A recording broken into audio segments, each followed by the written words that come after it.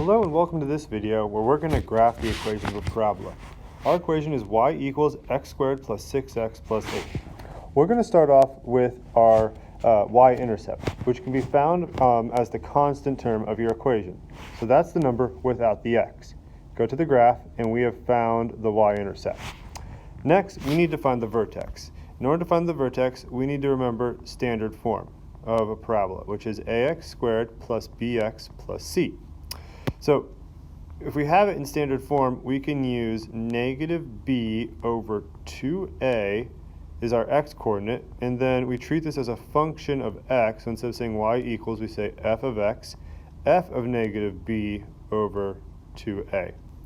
And so that results in a point that is our vertex. Negative b over 2a is going to be negative 6 over 2 times 1, which is just 2. And so that equals 3. Oh, negative 3. Negative 3. Now, not only is that the x-coordinate, this is a vertical line, so x equals negative 3. That is our axis of symmetry. Axis of symmetry. We'll come back to that a little bit later. So now we need to figure out what the y-coordinate is. So we're going to plug in this negative 3 into the x, or all the x's in the equation. So we have parentheses negative 3 squared plus 6 times negative 3 plus 8. So negative 3. Oh, there we go, negative 3. So that's going to give us 9 plus 18, or no, not plus 18, minus 18 plus 8. And so that's negative 9 plus 8, which ends up equaling negative 1. So our vertex is at negative 3, negative 1. Let's go find that vertex. So negative 3, negative 1, that would be right there. Now here's where we get to use the axis of symmetry. The axis of symmetry is right through here. And what's really cool about the axis of symmetry is that we can take a point on one side of it and we can mirror it on the other side.